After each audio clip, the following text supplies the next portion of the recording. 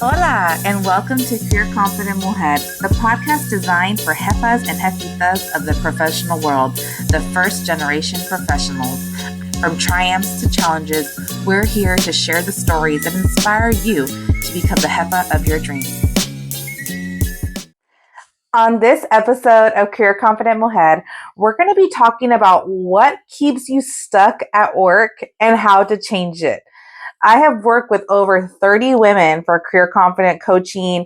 I get tons of DMs on my TikToks, my Instagrams, always talking to me about that's me when I talk about like how you're stuck in your career. And there's usually 4 excuses or reasons why people stay stuck in their career. And there can be a lot of self-doubt that goes throughout all of these categories. But I'm going to talk to you about what happens when you feel stuck in your career and how you can start changing that. Now, a lot of times we can enter the workplace, enter a career that we think this is going to be my jam. This is going to be something that I'm going to excel at. I'm going to love it here. And then we're there like 1, 2, 3, 5 years later, and we're realizing that it's not giving what it was supposed to give, right? We held on to certain ideas of this job, of the workplace, the organization, and it's no longer matching what we think it should be like, especially when we're hard working first gen professionals and we believe hard work hard gets you results. That's a big misconception, right? That if I work hard, I will be seen. Well, sometimes you can work hard, they see you work hard, and they're going to take advantage of it, and you're going to get stuck there, and they're not going to advance you. So, what do you do then, right? So, let's talk about why you are stuck at work. What are those reasonings? And let's debunk some of these myths, okay? One of the main excuses that I hear is I've been at the company a really long time. Now, sometimes that comes with the idea that I've been here at a long time, that I almost am at my point of elevation, right? Sometimes we think I've been here for so long that I know my break is coming soon. Or it could also be, I've been at this company so long that this is all I know. I want you to think when you have these reasonings, where is this idea coming from? Is it coming from fear or is it coming from truth, right? A lot of times we can think, I've been at this company so long that I don't really know myself outside of this place. And that can build out all of these different fears. And I want to let you know that if you're starting to disconnect or you feel like I've been in this company a while, I don't want to give up on the company. Sometimes you don't need to give up on the company. Sometimes you just need to give up on the department that you're working in. Organizations can be so big, but maybe the department that you're in, the supervisor that you have, isn't the best environment.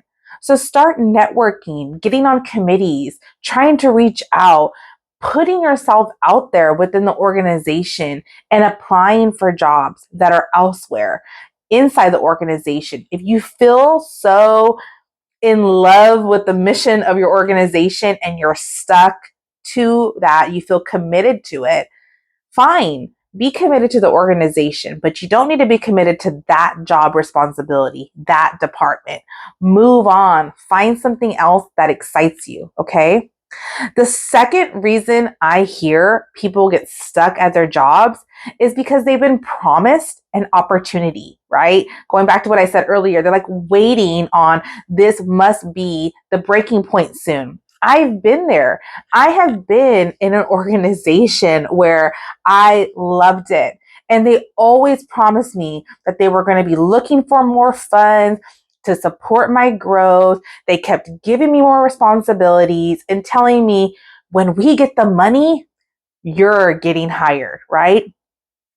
Until we got the money through a grant. And did they decide to slide some my way? No. right? And that's when it hit me like, oh man, they promised me something, but it's an empty promise. And sometimes I've heard that from clients where they'll tell me, I'm so disappointed in my employer. They told me that they would hire me for this. And if I stuck around, they were going to be posting a position.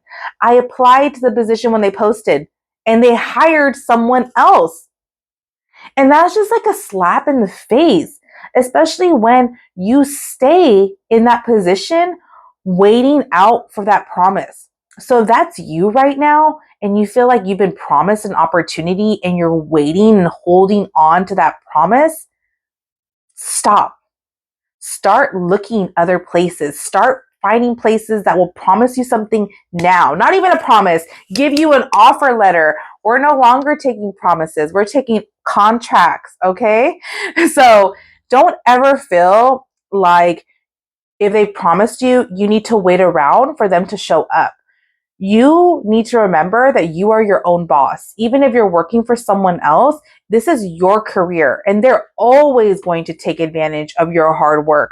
They're always going to give you extra tasks, knowing that you can do it.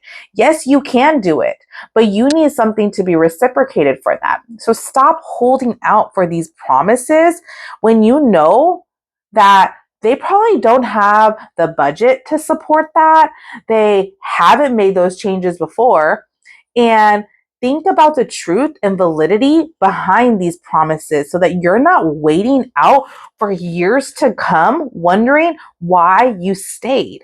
I think that's the biggest regret is when I talk to people, it's like I've been at this company for 5, 6 years and they feel defeated and almost disappointed in themselves because they waited so long. So save yourself a couple years and stop holding on to empty promises. The third reason that people stay stuck in their jobs is because they feel guilty for leaving. Now, I totally understand. I work in higher education and I have left a job that I loved. I loved the students and I thought, oh my gosh, I wear so many hats in this place. If I leave, then what? Who will support my team? Who will support these students? Like, I was so overwritten with guilt for even thinking about leaving and putting myself first. And I was so worried about all the what ifs, what would happen. And I think the more you stay at an organization, the more you feel committed and stuck and guilty. Like if the organization is all on your back, and it isn't. Unfortunately, you are easily replaceable. It stuck out to me recently. There was a death within the organization of a key person. You know what happened? An email was sent out and no one ever talked about it ever again. We don't talk about it like we missed the individual. Nothing. Life went on. She was replaced. Everything just kept on moving. And I want you to think about that. If you were to leave, if something were to happen to you and you couldn't go into work, would they save your spot or would they hire someone else? And I want you to remember that you shouldn't feel guilty for an organization for choosing yourself, you know? You should never feel guilty for choosing yourself. Even though it's a hard pill to swallow, you need to trust that you made an impact in this organization one way or another. I remember I was leaving one of a college that I used to work at, and like I said, I wore so many hats that my last day, they were having this party for me. And this one student came and he was a homeless student and that I had been working with. And he was just struggling on enrolling into the college and just had all these barriers. And I was like late to my party, my going away party, because I was running all over this school, making sure that I got the student connected before I left. Like I had so much guilt in leaving that individual student. And at the end of the day, I had to take a step back and think, wow, Cindy, really, you, if you think this way, right, then I should question who I am as a leader, because being a leader doesn't mean doing it all. Being a leader is empowering others on your team to do the same. You're instilling your vision. You're helping people understand your perspective, why you do things, and helping them all understand the bigger picture. And if you're out of that picture, does that mean that that doesn't still continue? And I had to walk away thinking, well, everything happens for a reason. And I have to have belief that I made an impact. And even if I'm not here, the show will go on, the show will succeed, because I have been a good leader to make an impact. So I shouldn't feel guilty for leaving and for choosing me, right? Don't let guilt hold you back, especially for those of you that work in organizations that are like do good organizations, education, nonprofit. You're always helping people. So, of course, you're going to feel like you're leaving those people behind, but you're not. Because if the organization valued you, they would have you stay. You would be staying. You wouldn't be thinking about leaving. But you're not leaving those people. You're leaving the organization, the role, the low pay, and you're choosing yourself. Remember all the time, when you're making career choices, in order to be a career confident Mohed, you need to be confident in these choices that you're making for you. Okay? The fourth reason, and the biggest reason that people stay stuck in their jobs, is because they've lost the confidence.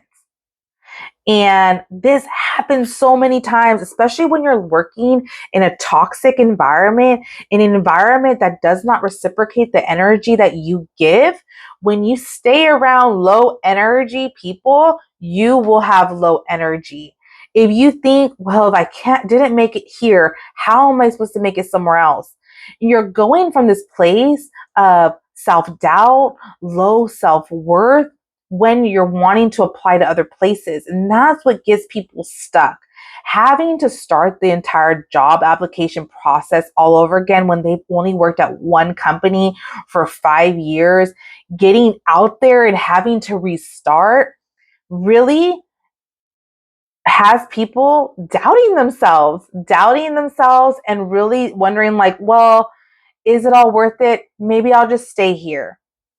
Like, I don't know how many times I've heard that from clients where they're like, I'm so disappointed in my job. They keep passing me up. But then when it gets to applying to a new job and putting themselves out there, they start backpedaling. And when we dig into it, it's really that lack of confidence that they can make it somewhere else, or if they're going to make bad decisions again. And I want you to have confidence that change is scary. Change has risk, but it's always worth it, right? You need to have the confidence that you can make it again and do it better the next time. Stop doubting yourself and remember that you deserve to feel happy in the workplace. If this podcast resonated with you, I want you to remember, stop staying stuck in your career. You are not stuck. You are in full control of your career. Maybe you might think, yeah, but that's not what's happening at this place. Exactly. That's not what's happening in this location, this job, this department with this supervisor. But you are not contractually, binded to that desk. You have a choice to leave. You have a choice to bet on yourself. On our next episode, we're going to be talking about taking risks and betting on you. But I want you to remember that you deserve it, Mohed. So start building that confidence step by step. And the first thing you can do is getting rid of all these excuses, all these barriers to your career advancement. Because remember, you deserve it, Mohed. Thank you for joining us on this episode of Career Confident Mujer. I hope you found inspiration and valuable insights to fuel your own career journey. If you enjoyed today's episode, don't forget to subscribe, rate, and leave a review. Remember, you are not alone on this path. Take care and remember that you deserve it, mujer.